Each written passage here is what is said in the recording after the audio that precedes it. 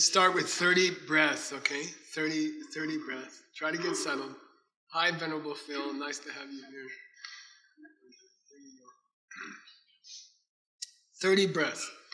Concentrate on the exhale. Which nostril are you going to use? Yeah, inhale left, exhale right. Okay, here we go. What if your nose is stuffed up? Imagine. Okay, good.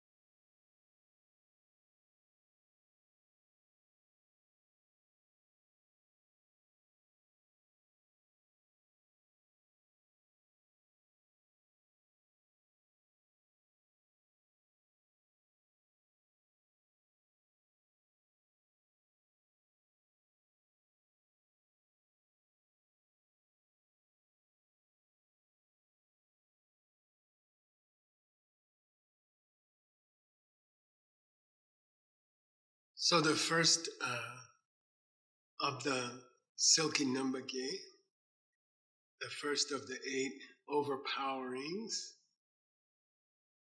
I'd like you to just picture the color red in your mind. So it's just a color. And get used to seeing red color with your eyes closed. And it takes some practice. And that's where you're going to start your meditation.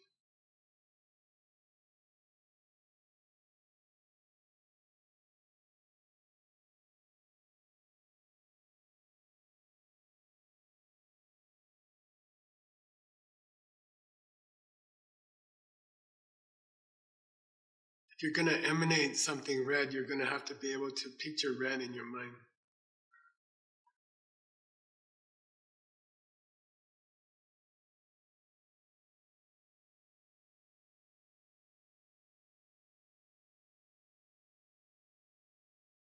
Let's turn that to yellow.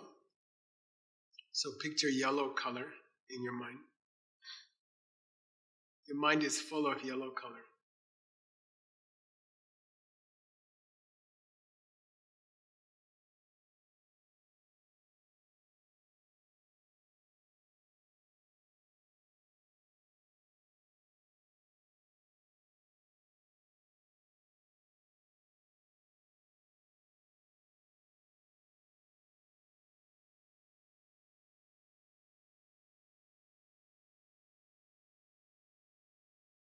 Now let's do a white color.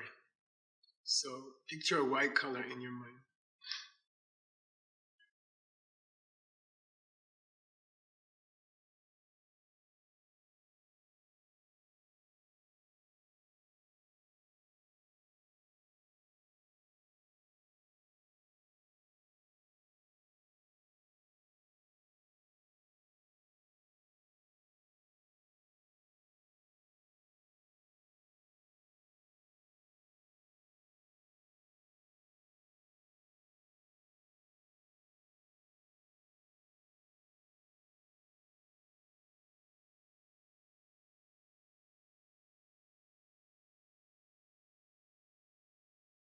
Now we'll do some shapes, and I'd like you to start. There's a big mountain. It's the highest mountain on the Diamond Mountain property, and it's right behind the temple.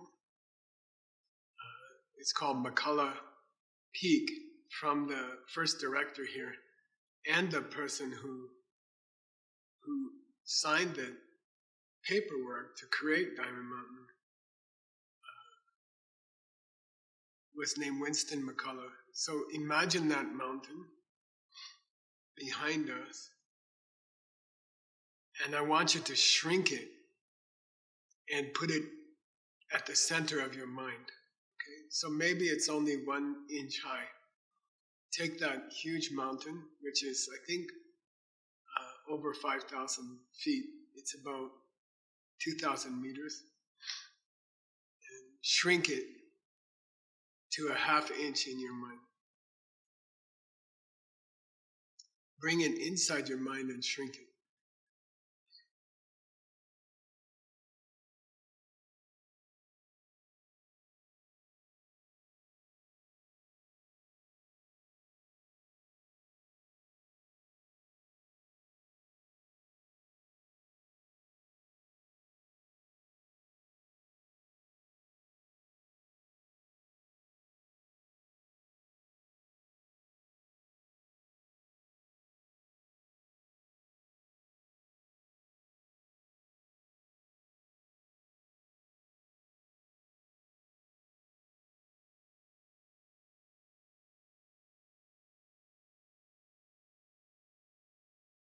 Now I'd like you to take that little Mount McCullough and move it out of your mind into your hand.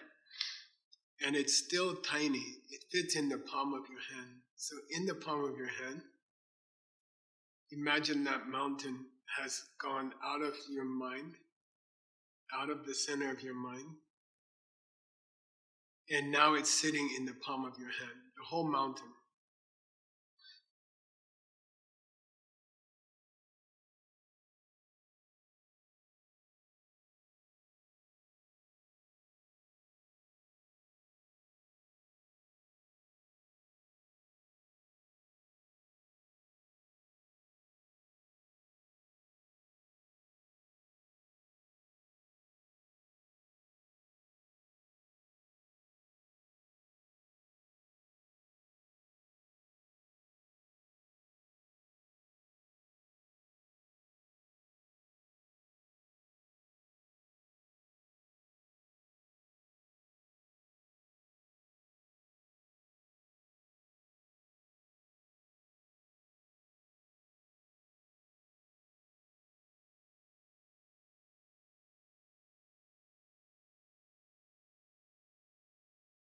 Now I'd like you to, in the center of your mind, place a single hair from your head. So imagine one single hair from your head is in the middle of your mind. You're focusing on one single hair standing up.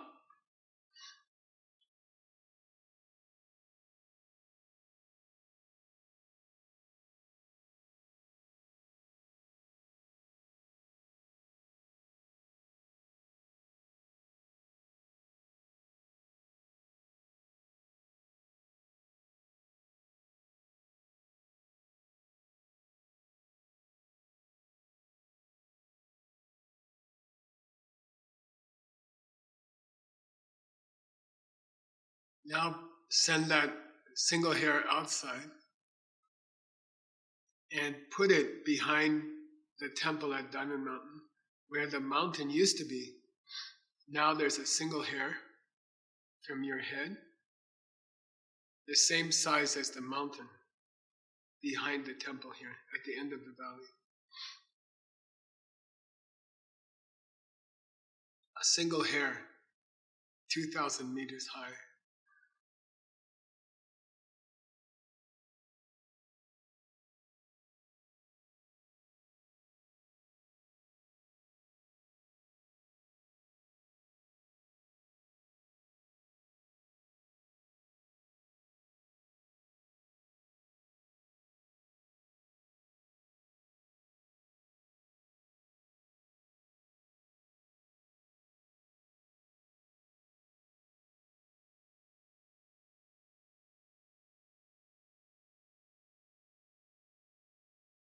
Then imagine one of those beautiful Diamond Mountain puffy white clouds in a blue sky over the hair, okay, like over the mountain.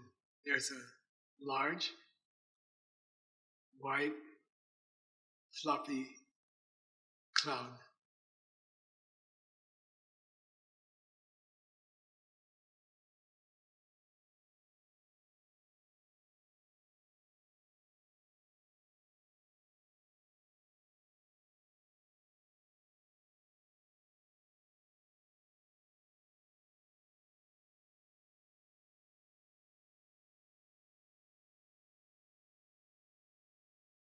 Bring the cloud into the center of your mind. Shrink it to about 1 inch, like 1 or 2 centimeters, and bring it into the middle of your mind. Cloud, huge cloud.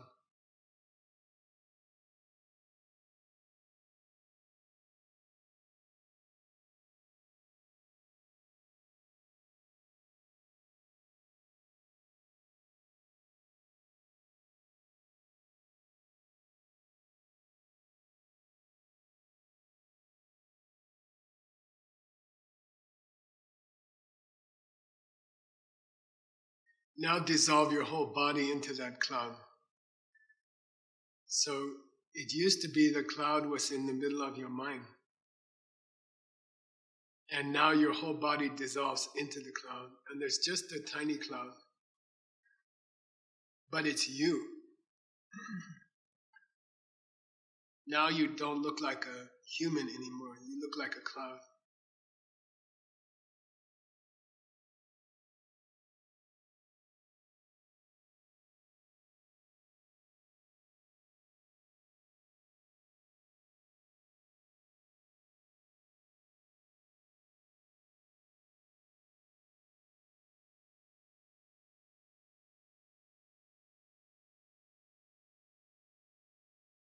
Then picture the hot hills, a vast iron floor, red hot, and real people naked, running across the iron, red hot iron, screaming in pain.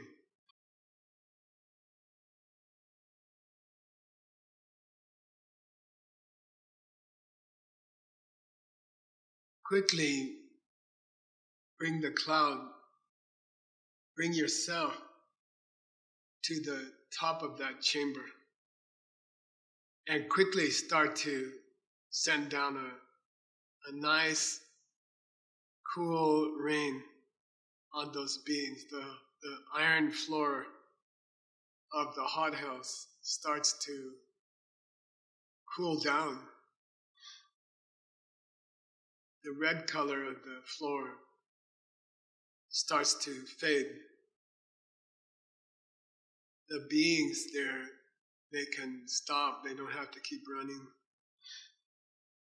The rain is very gentle, very cool. You are each drop. Each drop is you. You are the cloud, and you are each raindrop dropping. And these people are looking up with great relief and smile on their faces, and they're reaching out. And you are dropping into the palm of their hands. You are dropping on their head. You are dropping, covering their body with cool, pleasant, clean rainwater. And they're just really happy.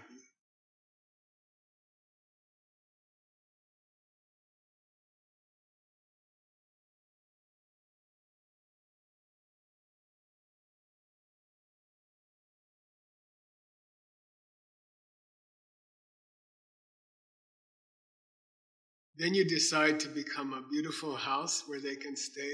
Personally, I kind of like a Diamond Mountain retreat cabin, but a little bit bigger, a little bit like not fancy, but comfortable and beautiful. And become a house, because now they need a place to stay.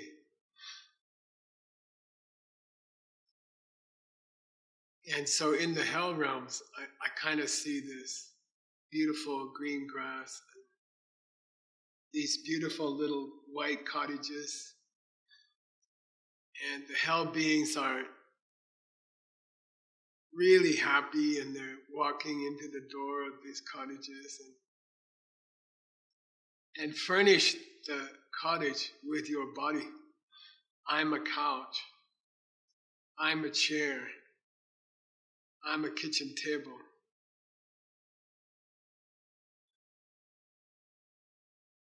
And I am clothing. And now they have this beautiful, soft clothing. Whatever's your favorite clothing, you can become that clothing. In my hot hell, all the hell beings get really nice cotton cowboy shirts. And they feel very comfortable. And they're starting to sit down on the furniture. You are the couch. You are their clothes.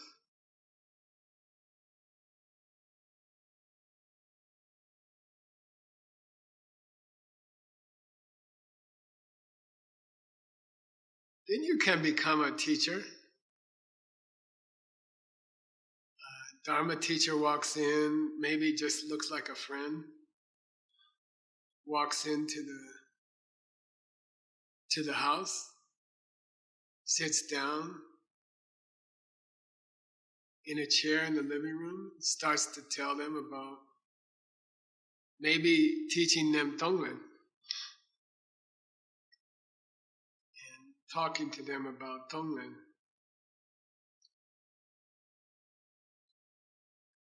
You are the couch, you are the house, you are the sky and the clouds outside, and now you are the friend, just a normal friend, teaching them tonglen.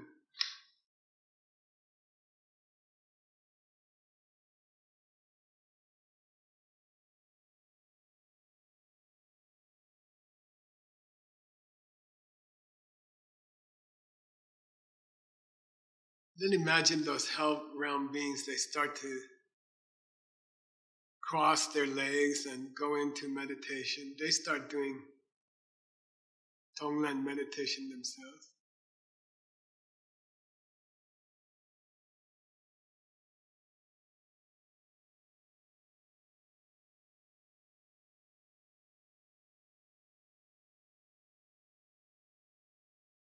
And then they become a Buddha. So on you, the couch, in you, the house, under you, the sky and the clouds, these hell beings in these nice clothes that are you have become a Buddha by doing the tonglen that you taught them.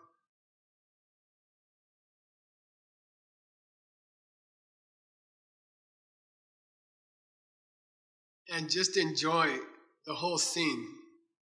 Enjoy being the house. Enjoy being the couch. Enjoy being the nice clothes. Enjoy teaching them. And enjoy the Buddhas that they have become in what used to be a hot hell.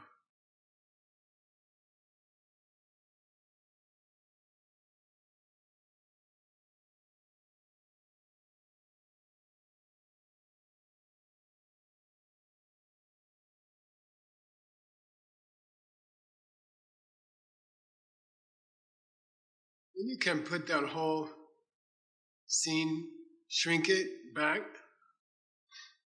bring it back to your mind. You can bring it back to your heart. The whole hot hell, the whole sky, all the cloud, the beautiful houses, the furniture, the people, they all shrink to a dot at your heart. It's only the size of a piece of sand. And it's become a Buddha paradise.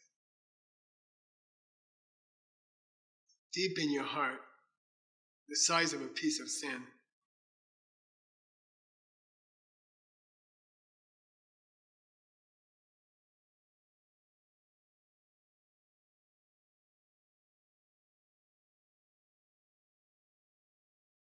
Then you can open your eyes, take a stretch.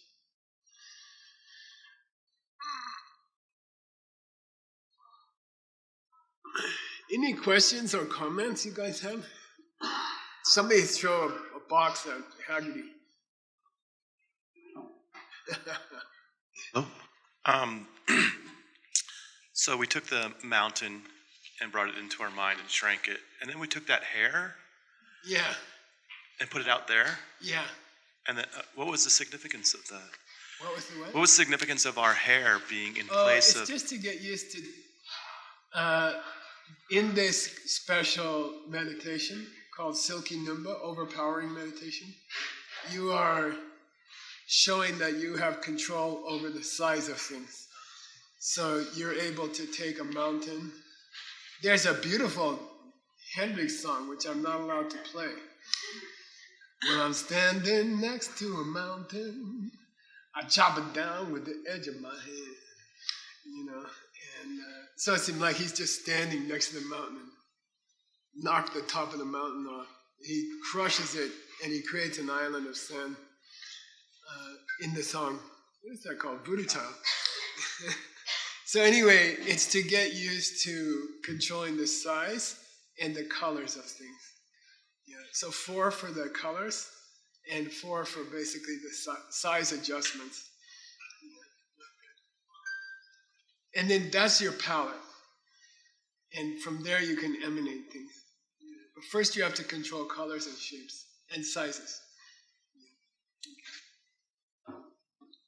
Other question, comment, Ronnie? I have 4. Wait, you need a box. I have 4 questions. Huh? 4. You have to pay extra. So this is the full meditation. I mean, on giving to the hell realm. What we did now, this is the meditation we're supposed to do? Yeah. Start with the colors. do all the realms. And do all the realms. Yeah, Okay. the animal realm, the preta realm, the human realm. Okay. Another question. A tonglen of ourselves, about ourselves. Yeah, good. You said the future me. Do it on the future. Yeah. What about if I have a problem right now? How do I do that? Oh, that's fine. Yeah, you can do that also. Also? Yeah. Okay. There's a debate about the past, and we're going to get to it. Oh, okay. Like, how much can you affect the past? That's another question.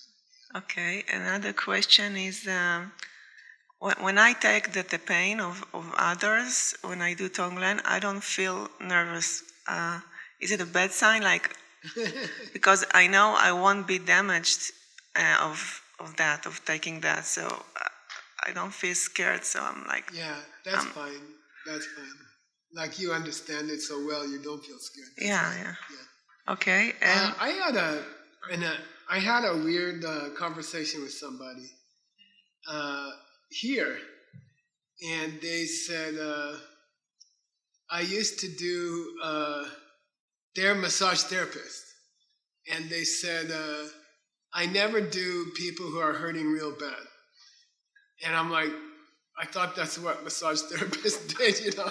And they said, no, I don't want the bad luck of massaging a person who has like cancer or something. You know, I don't want cancer to come through my hands and make me sick or something. So they said, I always make sure that the person I'm giving a massage is healthy. And I thought that was the stupidest thing I ever heard. Well, I heard a lot of stupid things actually, but that's pretty bad. So, yeah, there's this feeling that if I really take someone's emotional pain, for example, it might disturb my mind. But actually, the decision to take it has the opposite effect. So you're right. And you don't have to be scared. Okay, and another question. Can you plant seeds, karma, of taking your own pain? I mean, karma, usually you plant seeds by doing that something towards other persons. So can we plant karma when we do stuff for us, like doing things? That's a really good question. Can you commit karma on yourself? I think so, but I'm not sure. It is. You can. And it's a good question. It's a really good question. And my teacher used to insist that, my teacher constantly said, how many people does a bodhisattva work for? And then you say, Semjen Tamje, all living beings. Do you know there's a joke in the monastery? We all get assigned to the kitchen. I spent 8 years in the kitchen, washing dishes mostly. And, and there's a joke in the monastery. If someone does a lousy job and the dishes are dirty, after they clean them, they say, Jola Pincher. It means he washed the dishes for all living beings. And it means for all living beings has become a cliche in the monastery. Oh, everybody's doing everything for all living beings. Oh, I guess you wash those dishes for all living beings. They're really filthy, you know. It means that you don't even think about it. And my teacher kept saying, don't forget you're working for all living beings.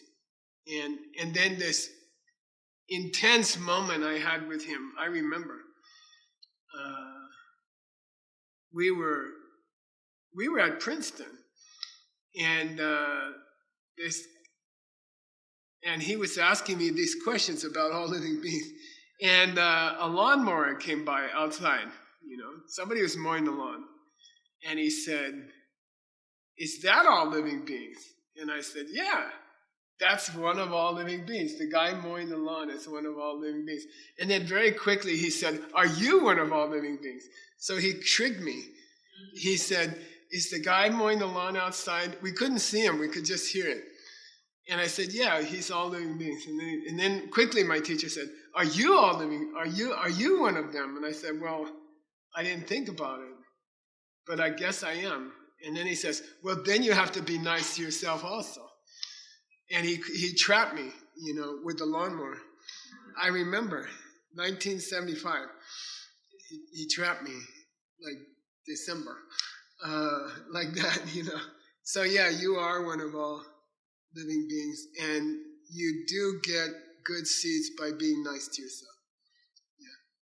Because Sempa Yiki Leino, Stanley, Sempa Yiki Leino. Yeah. Say it into the blue box. The definition of karma is the movement of your mind and what it triggers. Yeah. Yeah. So it is karma. It's not karma because somebody else. It's karma because you wanted to help them. That makes it karma. That makes it a seed. Okay. Another question? Anybody? Wait, you were going to ask me questions about this meditation, I hope. Okay, Jack's here. Jack? I just had a technical question about... Can you change this to a banana milkshake? Never mind. Right. When we're visualizing the colors and the image of the mountain, when you say bring it into the mind, are you talking about we're visualizing the color in our heart or somewhere else in the body? Because I grew up in the West, because for my whole childhood I was told my brain is in my mind is in my brain. Personally, when I do it, I see it in my head, but technically it's in your heart. Yeah. There's a problem. There's a potential problem of doing these meditations at your heart chakra. It's a very sensitive chakra. And oftentimes they will say, don't mess with your heart chakra. Keep things out of your heart chakra. Because you can get nervous. It can make you nervous. And it can make you shaky. And so if that happens, personally I use my head. But they say if you're having a shaky day, do it at your navel chakra. Move it down to your navel chakra. So, 2 fingers below or 4 fingers below your navel, inside, and then it's very grounding. So if you're in retreat for 2 days or 1,000 days, and you start getting lungi, which means you start getting nervous because you're meditating too much, then keep things down in your navel chakra. And did you guys have trouble visualizing just swatches of color? I had trouble with it, no? It kept turning gray. So I think we need to practice. I think if you practice, I think that's why Lord Buddha, there's a list of 20 drawings that he wanted in the monastery. And there's a location for each drawing. Like the debate ground wall has to have a certain drawing.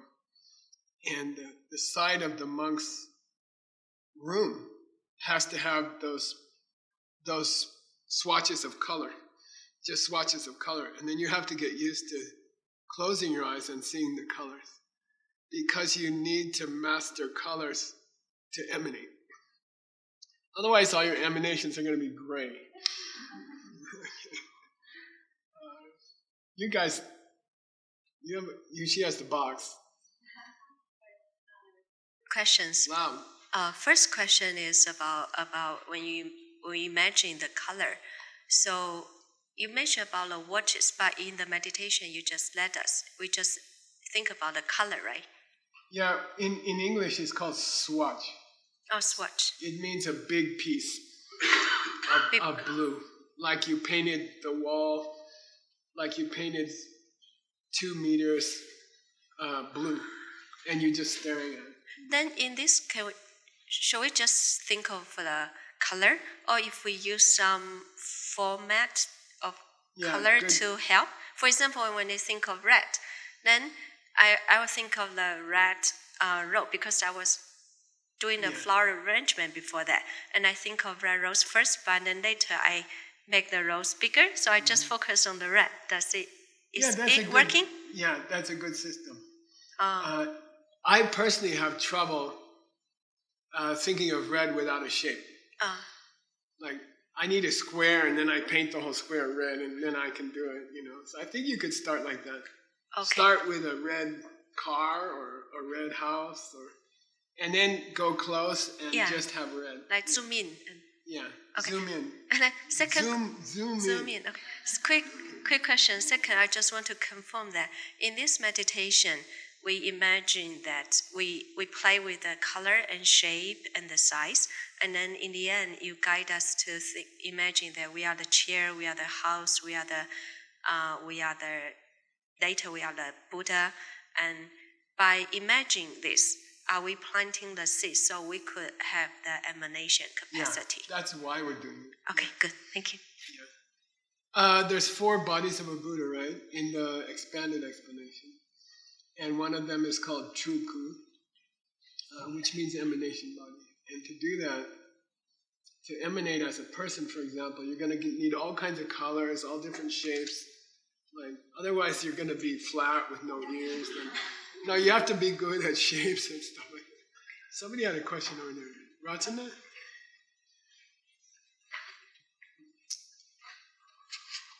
I believe you said that on the wall hanging, Lord Buddha had said there should be 5 colors, but then I think you said that there's 4 colors in the meditation. Is there a missing? I'm going to look it up. Hang on. This is in Master Sugeng's book, which is a really amazing book.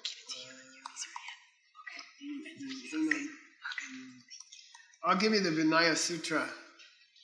Okay, that's the source.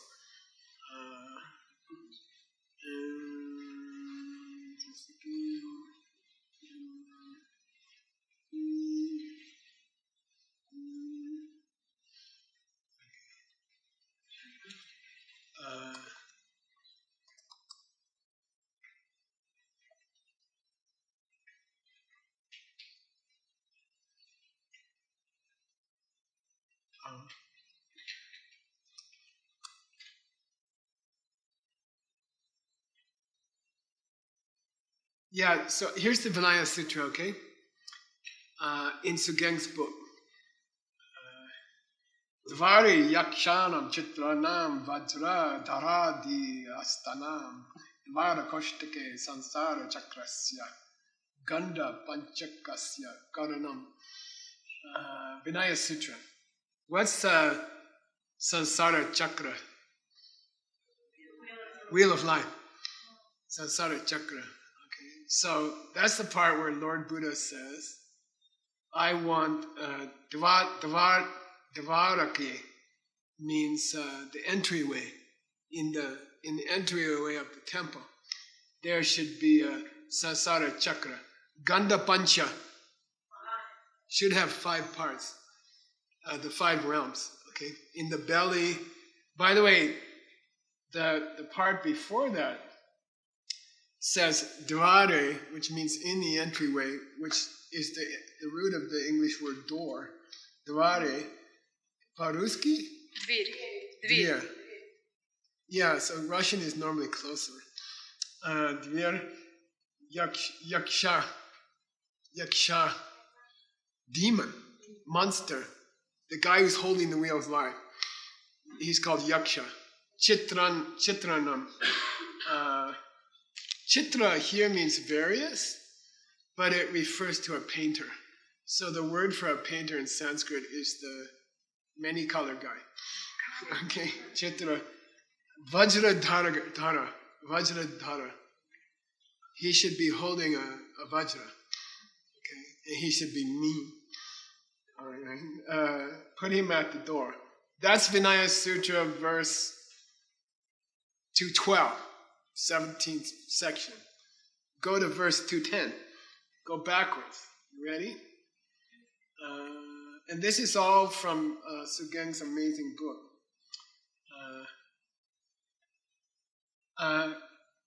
Karanam Niladi Kartsna.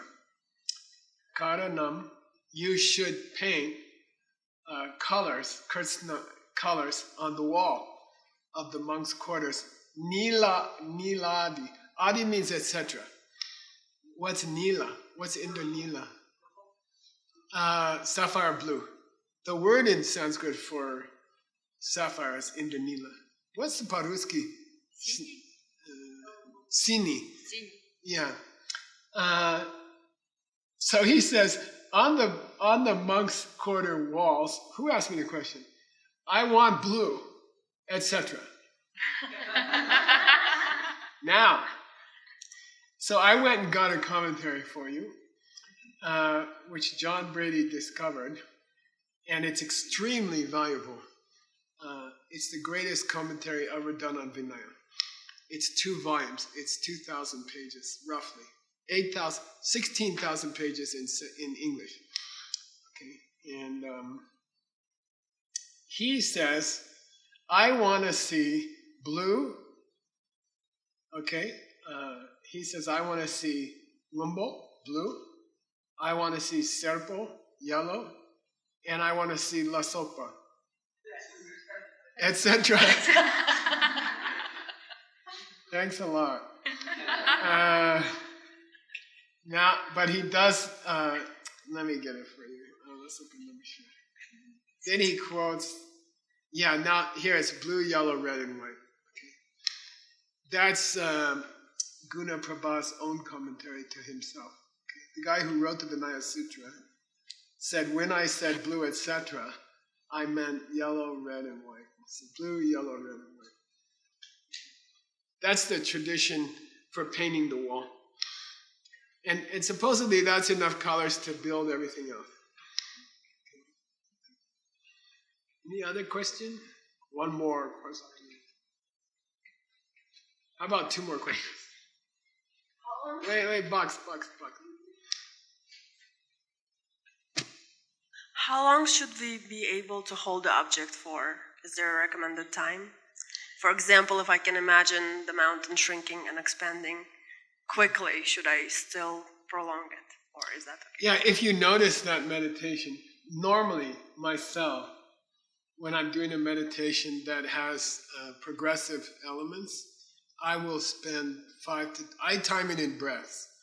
I do 5 to 10 breaths. 10 breaths is normal for me. If I'm doing a meditation where I have to do a changing scenes, I like to do 10 breaths. So I got used to the perfect 10 many years ago. It's kind of natural for me. And then I hold it for 10 breaths, and then I move to the next scene. If you feel yourself getting sleepy, move it faster. If you feel yourself getting distracted, slow down. Okay? And take 20 breaths on each step. Okay? So it's a balance. You have to keep things moving, or else your mind will get bored. But if you move them too fast, you'll start thinking about lunch. Which is what I'm doing right now. Okay. Thank you. My question is coming back to the visualizations. When we are visualizing the house, the people running, and all those beings, I understand that we have to make it as precise as we can. Yeah. But sometimes I cannot do it. I just see some just like objects or something. And my question is, what seeds we can plant to make those visualizations as clear or as precise as we can? Yeah, good. So she said, I know I'm supposed to be like a luxury apartment in the Hill Roads, but sometimes I have trouble getting all the details. And could I just kind of be a luxury apartment and move on? And that's okay. And then she asked a much more intelligent part of her question was, what's the seeds to be able to fill in the luxury apartment with all the right stuff? What are the seeds to do that? And we've been spending a lot of time in Japan recently, and they were deeply affected by Tang Dynasty China. So 1,400 years ago, they were deeply affected by truly classical Chinese culture. And and they developed this kind of. So we were negotiating on a building for the university, and buying a building in Japan is not an easy thing, and negotiating with Japanese is not an easy thing. It's very rude, right, Tim? To rush things. And so, we've been going there month after month and having tea together and taking a long time on the tea and not mentioning why we're there.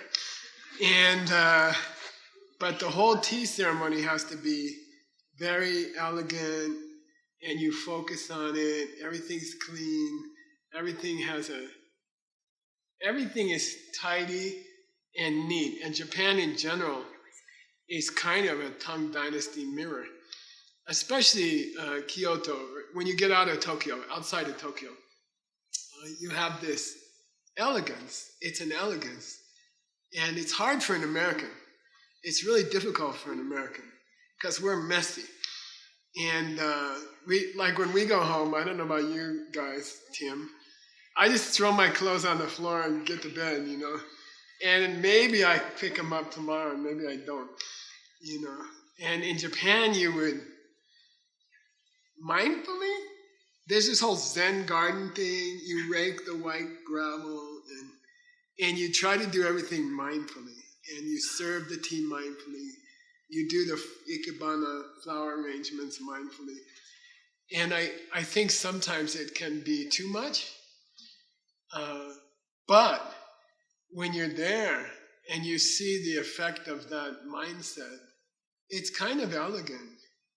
And I think if you don't get too crazy about it, if you are careful to make your surroundings elegant, and I like the word elegant. I don't mean just fold your clothes. I mean think about it and fold them sweetly and put them in a nice, what's that lady's name who does the boxes and stuff?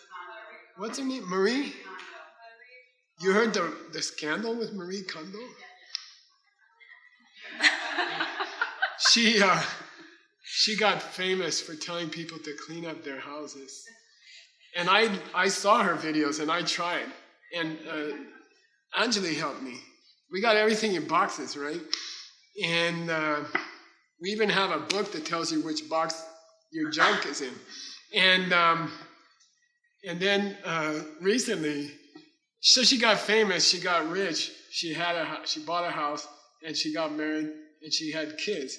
When she got to her third kid, she made a public announcement that if you have 3 or more kids, forget my system. And then there's all these ladies who had 3 kids 10 years ago, and they're really pissed off that they were trying to put everything in boxes and manage 3 kids. And then she told them 10 years later, it's not possible with 3 kids. So why am I saying that? There's still this Japanese sensibility of being mindful of small things, like how you pour the tea and how you put things away, and the condition of your bedroom, for example. Like the way I make a bed is like, and I go, and they would smooth it out and make it, and I think that kind of care, everyday care, which is a kind of samadhi, I think it's a very good thing. I'm not very good at it, but when I am, I think it plants the seeds to be able to do the details in the luxury apartment in the hell realms, okay? I think that kind of samadhi about how you keep your house, how you keep your schedule, is the cause for the detail in the hell realm. And I think that part of Japanese culture is really beautiful, useful. I wish I could. I started to do a little bit of it, but not much.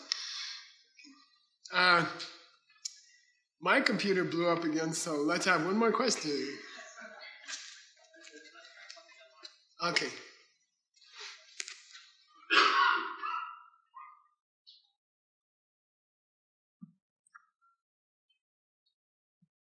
Okay, so this is a question from Julieta or Julieta. I'm not sure where they're from. What happens if I hear some or see some bad news, something bad happening? Can I use this disturbing image that I have already seen in my imagination or meditation to turn it into a Buddha paradise? Yeah, I get that. For me, it's I never watched the news in my whole life, and I never had a television my whole life.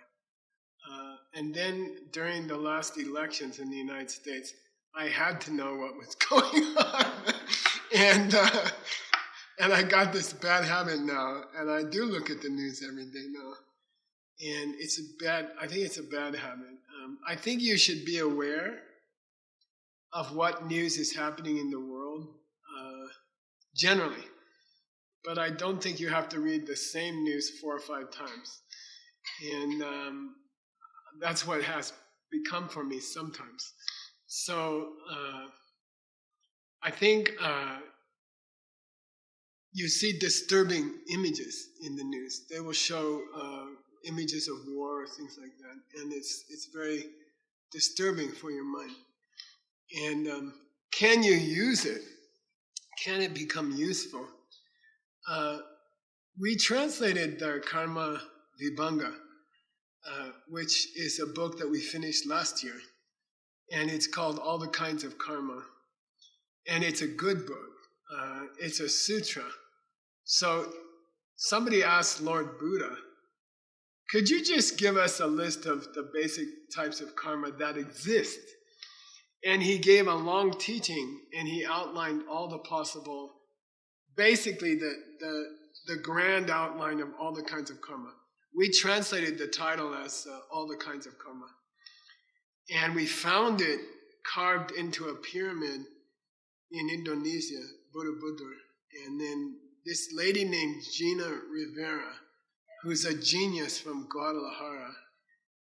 Oh!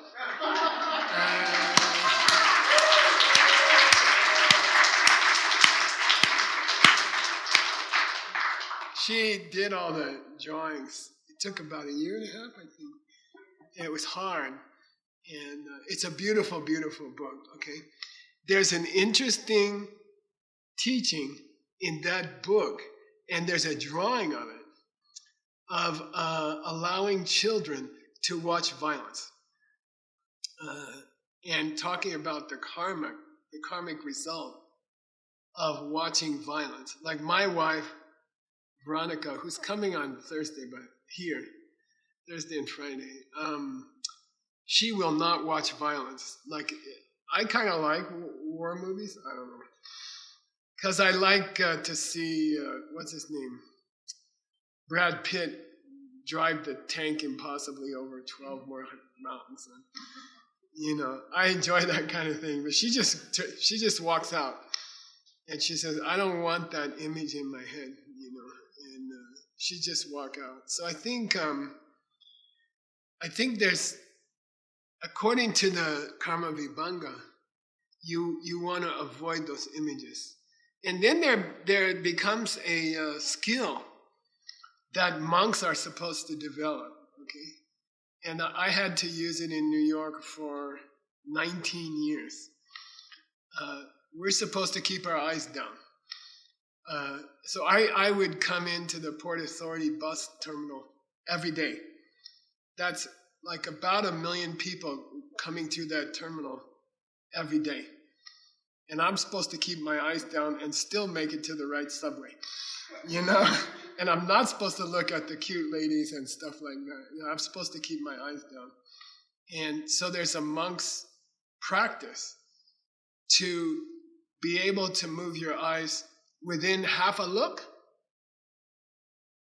okay? Within half a look. You see the lady and you get a, what do you call it? It becomes a instinct.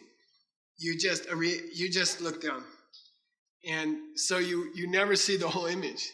You catch a glimpse and then you look down. And I think we could do that for images of violence. Okay, so if you, rather than eating it up, like, learn this monastic skill of turning your eyes away quickly. Okay, if you dwell on the image, it will get planted. If you can learn to control your eyes and look away instinctively, those images won't be burned into your mind. So yeah, can you use an image like that usefully? Yeah, like there's many examples of that. You can imagine that you are throwing a bomb at your selfishness or something. You did a hypersonic missile to your irritation with your friend. You can do stuff. You can use that.